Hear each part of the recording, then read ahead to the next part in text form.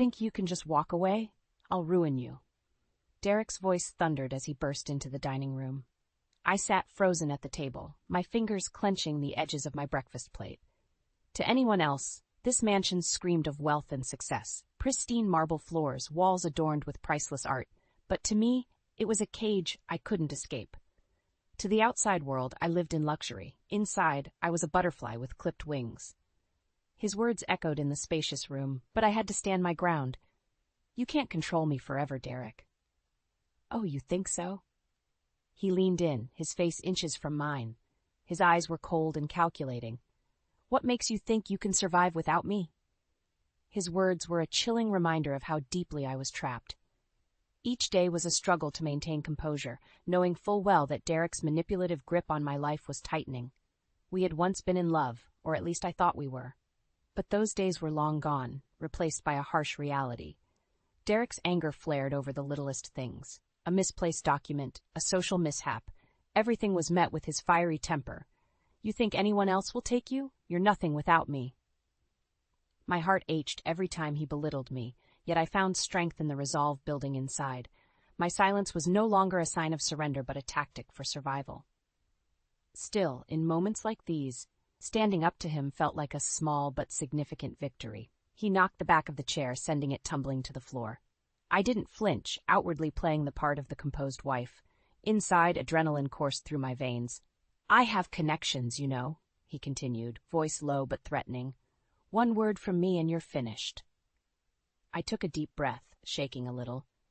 "There was once a time you spoke kindly, Derek. What happened?" "Life happened, Emma," he spat. "You wanted this life, remember?" Once upon a time, I believed in the dream he sold me. A vision of love and prosperity, where my ambitions as a small-town girl from Ohio could flourish in the big city. But over time, his charismatic mask slipped, revealing the domineering tyrant beneath. I stood up, my chair sliding back with a loud scrape. "I wanted a partnership, not a prison." Derek chuckled darkly. "Prison? Is that what you call this? Some would kill for your lifestyle." I picked up the fallen chair, setting it back in place. "What good is luxury if you're miserable?" His chuckles stopped, replaced by a cold, silent stare. "Remember, Emma, you're nothing without me." With that, he stormed out of the room, leaving me to collect the shattered pieces of my composure. I looked around the room, etched in marble and gold, yet devoid of warmth. The walls seemed to close in around me, reminding me daily of the life I once dreamed of, now turned nightmare. I drew in a deep breath, thinking momentarily about the days that brought me here. Days filled with hope and ambition, now lost to Derek's control. If only I had listened to my parents. They warned me about the dangers of big city charm masking ruthless intent. Dreams of success led me here, but it was the nightmares that kept me. Now I had to find a way out. I needed a plan, allies, and most of all, the courage to take my life back. This was only the beginning of my stand against Derek, and I vowed I wouldn't back down. As the door slammed shut, I whispered to myself, "This ends now." Moving from Ohio to Chicago was supposed to be my big break. I remember the day I told my parents. My mom, Martha, had her doubts. "The city's no place for a girl like you, Emma. You have everything you need right here." "But Mom," I argued, "there's so much more out there. Opportunities, adventures." Dad gave me a silent nod, a man of few words but filled with the quiet strength that always pushed me forward. "If it's what you want, go for it." The city was as daunting as it was exciting.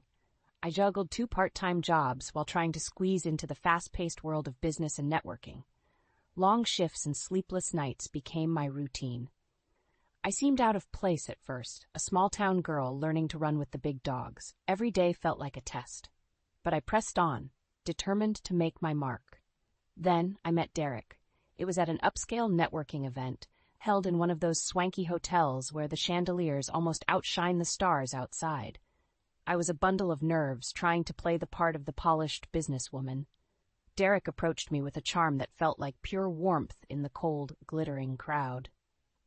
"You look like you could use a drink," he said, handing me a glass of champagne. "First time?"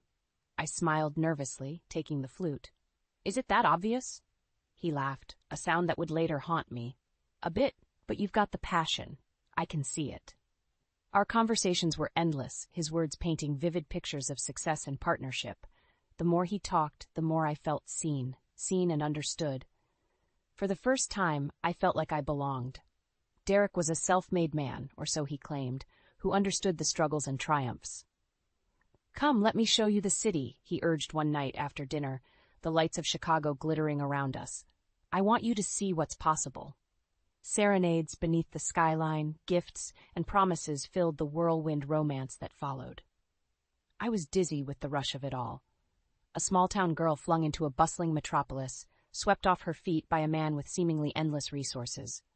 One evening, after an exquisite dinner at a five-star restaurant, Derek took my hand, his eyes gleaming with determination. "Marry me, Emma. Let's conquer the world together." I was speechless, my heart pounding. It felt like a dream, too good to be true. "Derek, this is so sudden." He squeezed my hand tighter, his smile softening. "When you know, and I know we're perfect together." The proposal was public, extravagant, and irresistible. My doubts drowned in the sea of his assurances. I said yes, and the rush of that moment made everything else fade away. The wedding was a monument to opulence. Every detail screamed perfection, from the delicate, hand-sewn lace on my dress to the lavish spread of food that seemed never-ending. Family and friends gathered under crystal chandeliers, watching as Derek and I exchanged vows that now felt like a lifetime away. In those moments, staring into his eyes, I believed in the future we built. Yet, not long after, the illusion began to crumble. Derek's charm started to wear off, revealing cracks in his golden persona. The man who once whispered sweet words of love and ambition now spoke with a sharp edge. "You're not trying hard enough," he snapped one evening when I expressed concerns about his latest business venture. "Do you even care about our success?" The cracks widened with each passing day, exposing rifts that words alone couldn't heal. The man who promised to elevate me had slowly begun the descent into a controlling tyrant. But at that point, it was too late to turn back. I glanced at the glittering city outside the window, remembering the hope and excitement that once filled me. Now it felt distant, almost unrecognizable. Nonetheless, a small spark remained inside, a reminder of my past dreams. Little did Derek know, this nightmare would soon turn to his. Life after the wedding was a blur of elaborate galas, high-stakes business meetings, and a ceaseless need to maintain appearances. Derek's charming facade began to slip away, revealing a colder, more controlling side. The man who once promised to conquer the world with me now seemed intent on conquering me.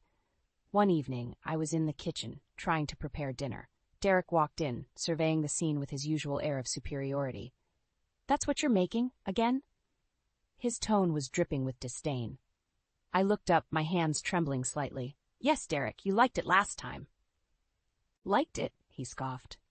"I tolerated it. You should know the difference by now." I bit my lip and turned back to the cutting board, my heart sinking. As I continued chopping, I could feel his eyes boring into me. He loved making me feel small, insignificant. "You never get it right, do you?" he snapped, knocking over a bowl of vegetables. "It shouldn't be this hard? Are you even trying?" His words stung, but I kept my head down. Any response would only fuel his anger. Days turned into weeks, and Derek's behavior worsened. He scrutinized everything I did, finding fault in even the smallest details. When I suggested we see a counselor, he laughed in my face. "Therapy? That's for weak people, Emma. We don't need some stranger meddling in our business." But deep down, I knew it wasn't our business. It was his. His control over every aspect of our life became more apparent with each passing day. One night, I decided to confront him. "Derek, we need to talk," I said as he walked in from yet another late night at the office. "About what?" he asked, not bothering to hide his irritation. "About us. About how things have changed." He threw his jacket onto a chair, loosening his tie. "Changed? How exactly?" "You're different. We're different. You're always angry, always criticizing me. This isn't what I signed up for." Derek's eyes darkened. "Maybe you need to change your expectations. Marriage isn't some fairy tale, Emma. It's work."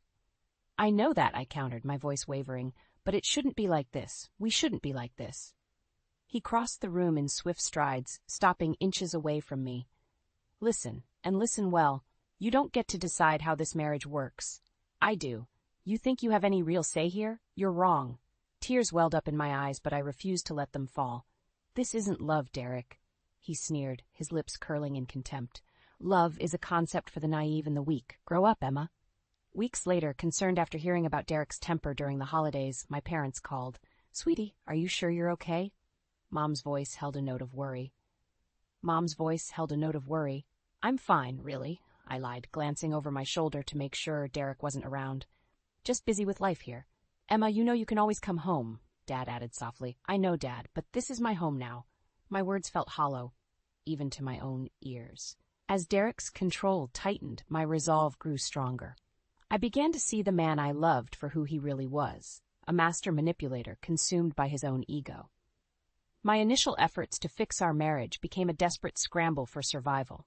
Collecting bits of evidence on Derek's unethical business practices became my new focus. I started documenting everything, keeping detailed records of his deals and transactions.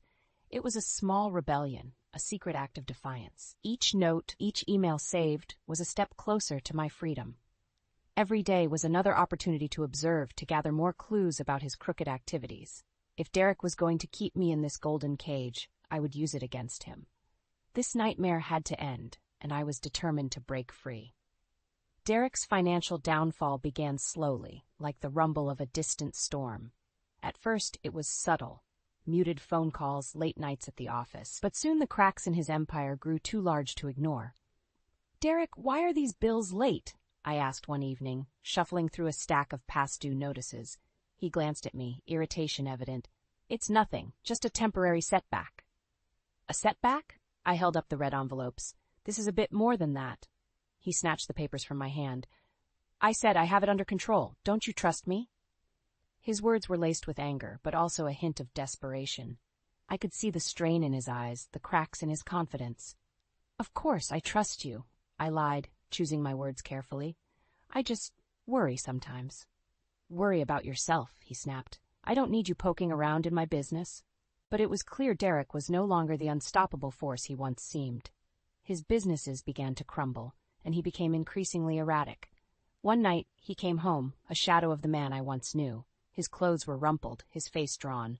They're pulling out, he muttered to himself, pacing the room. Who is? I asked cautiously.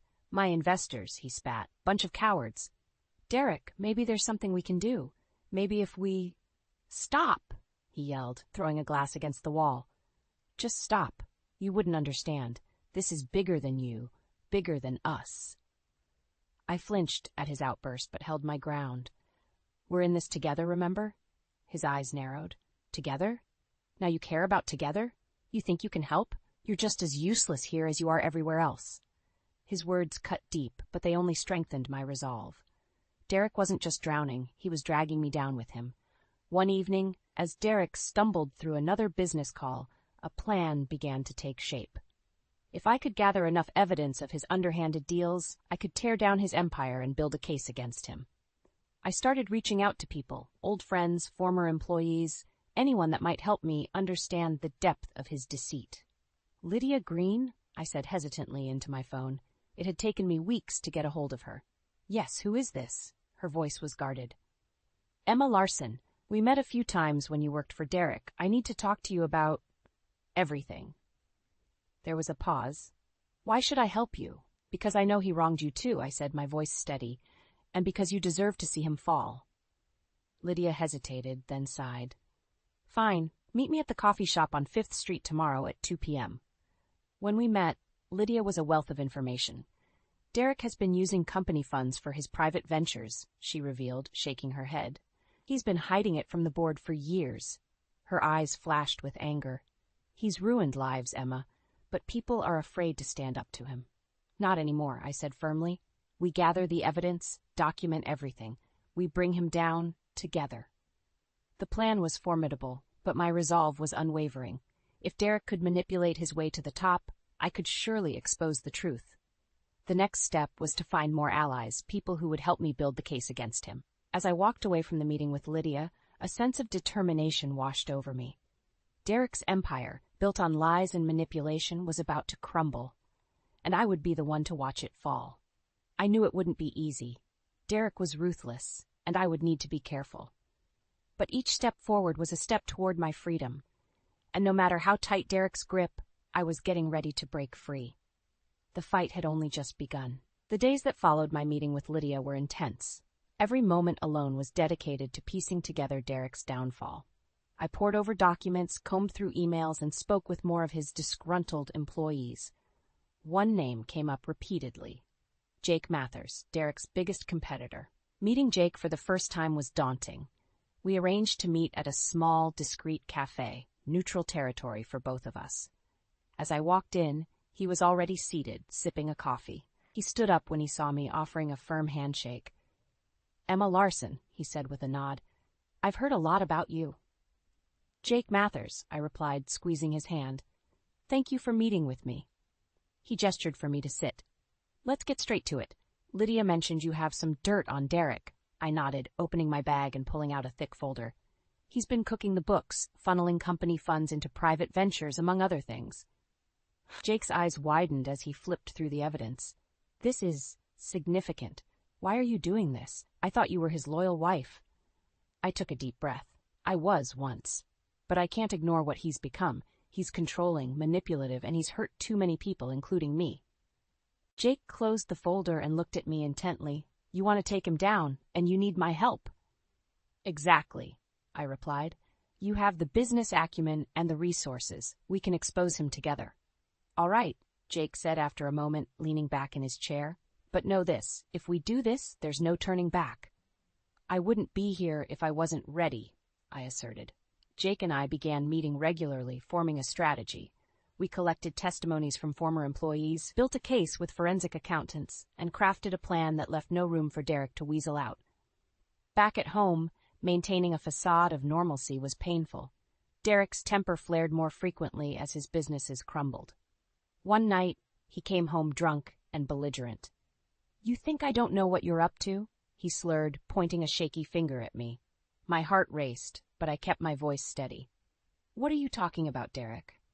"Spending so much time out, meeting people. Don't think I haven't noticed." He staggered closer, his eyes bloodshot. "I know you're trying to betray me." I swallowed hard, staring him down. "Stop being paranoid, Derek. I'm just trying to help." "Help?" He laughed darkly. "You can't even help yourself." His words were a cruel reminder of my supposed powerlessness, but I refused to let him see my fear. "Maybe, if you weren't so busy destroying everything, we wouldn't be in this mess." He grabbed my arm, his grip tight and painful. "Careful, Emma. You're treading dangerous waters." That night, I hid the folder with damning evidence in a secure place. It was a risk, having it so close, but it was also a reminder of my mission. I wouldn't let fear deter me. Derek's empire was shaky, and with Jake's help, it would soon crumble. The next morning, I met Lydia in a park, away from prying eyes. "How's the plan coming?" I asked as I handed her a coffee. She sipped gratefully and nodded. "Jake's all in. He's already leaked bits to the media. Derek's struggling to keep a lid on it." I felt a surge of satisfaction. Good. The more pressure, the better. "We need to be ready, though," Lydia warned. "Derek won't go down without a fight." "I'm ready," I said, my voice unwavering. As I walked away from the park that day, I knew we were close. Each step brought us nearer to the moment when Derek would finally face the consequences of his actions. The stakes were high and the danger real, but I was prepared to see it through. For too long, Derek had controlled my life. Now, it was time to reclaim it and watch him fall. The tension in the house was suffocating. Derek's paranoia reached new heights with each passing day. He was convinced that enemies surrounded him, but he never suspected the biggest threat was right under his nose.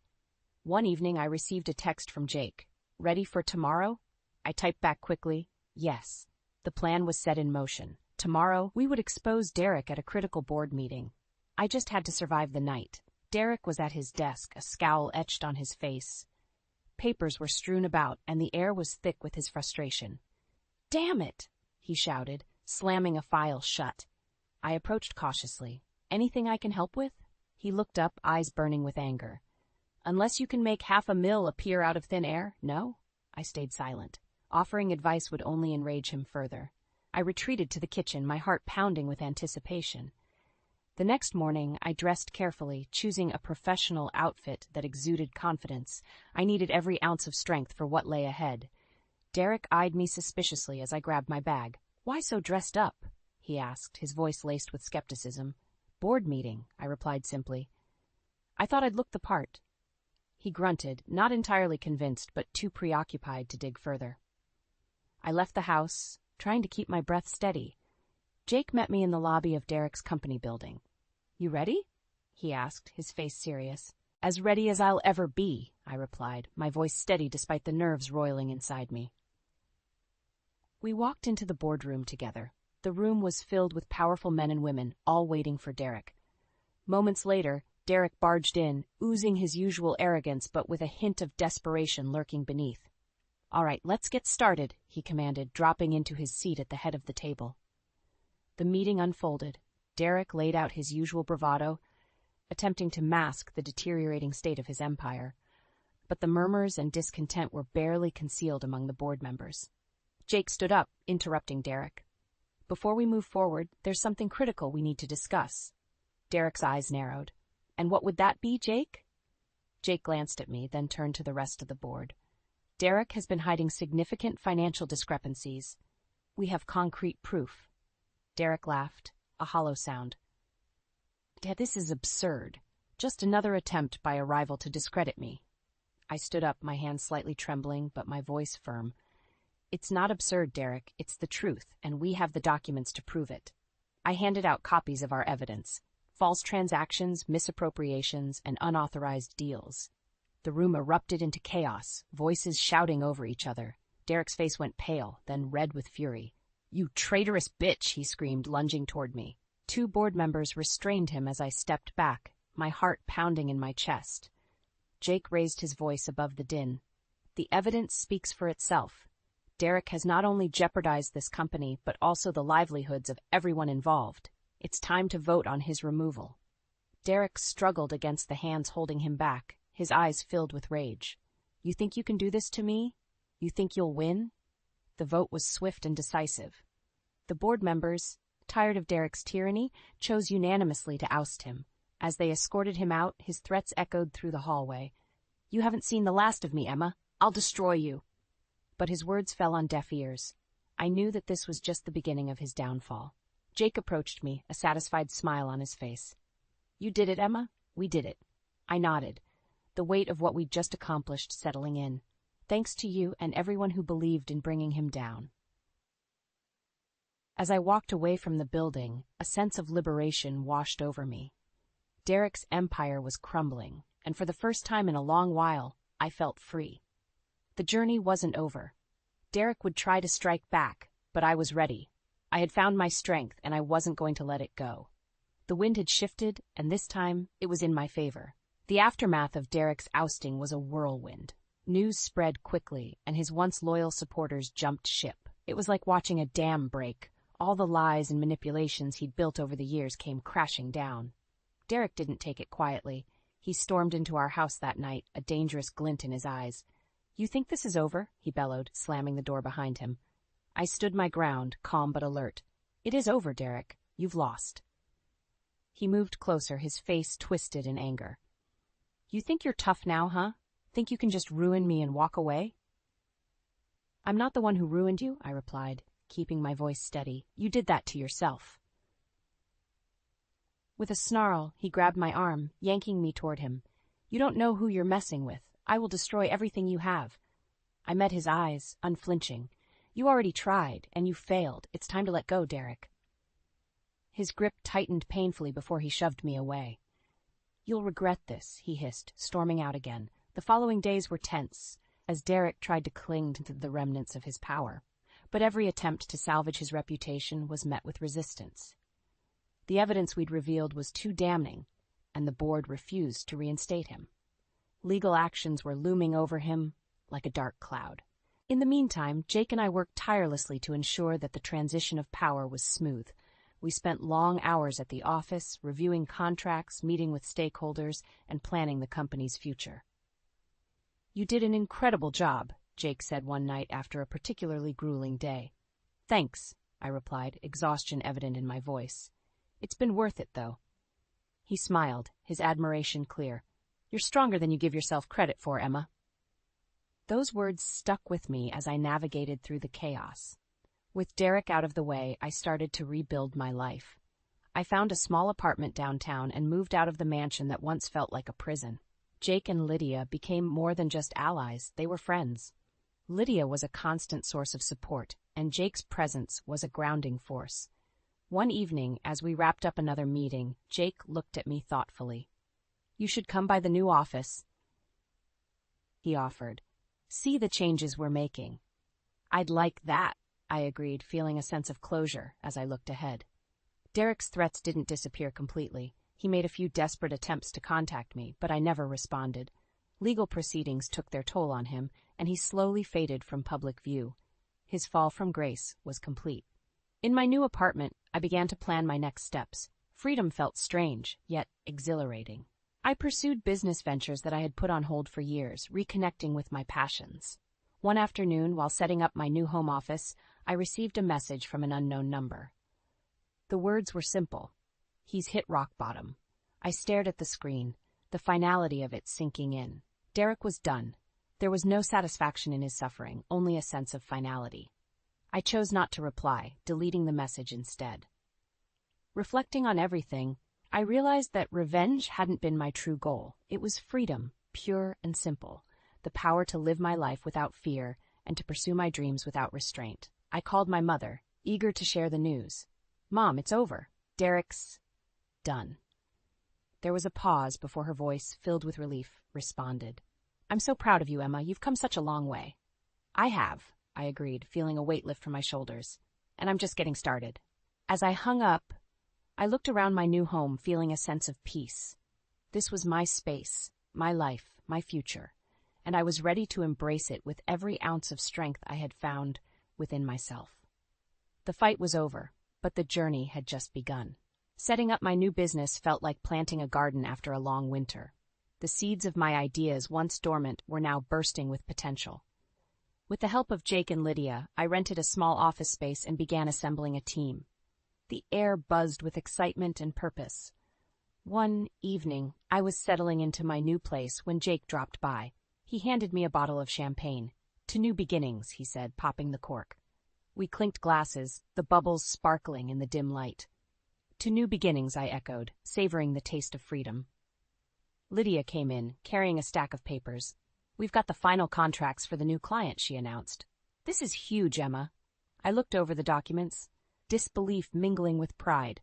"Unbelievable. We're really doing this." "Yes, we are," Jake said, his voice full of conviction. "You're driving this ship now. How does it feel?"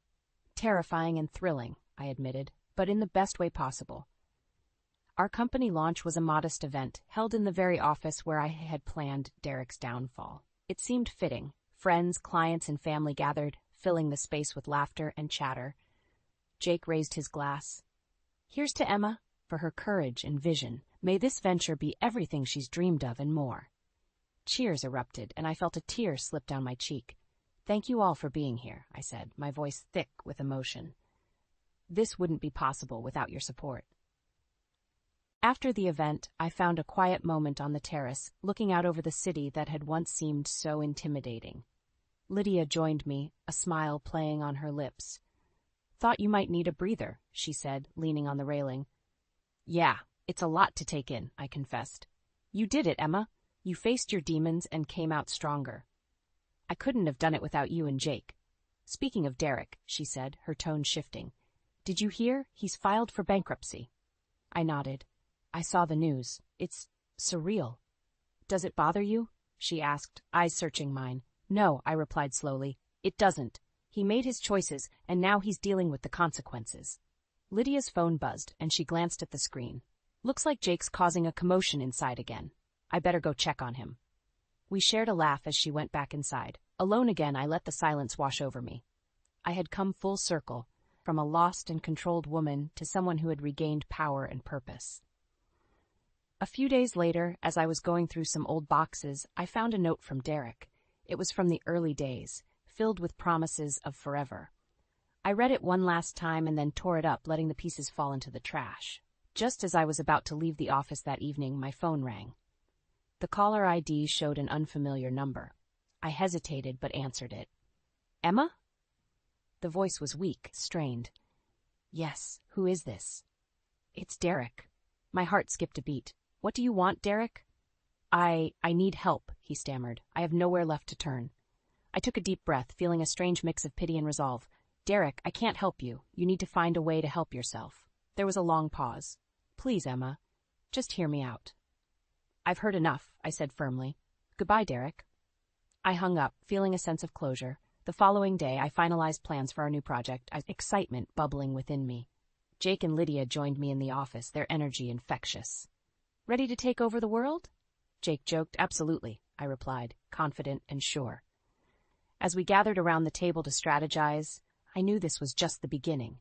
I had faced my past and forged a future filled with promise. The unseen chains that once bound me were finally broken, and there was nothing holding me back anymore. The sun set behind the city skyline, casting a warm glow over our plans and dreams. Together, we were unstoppable, and for the first time in a long time, I felt truly free.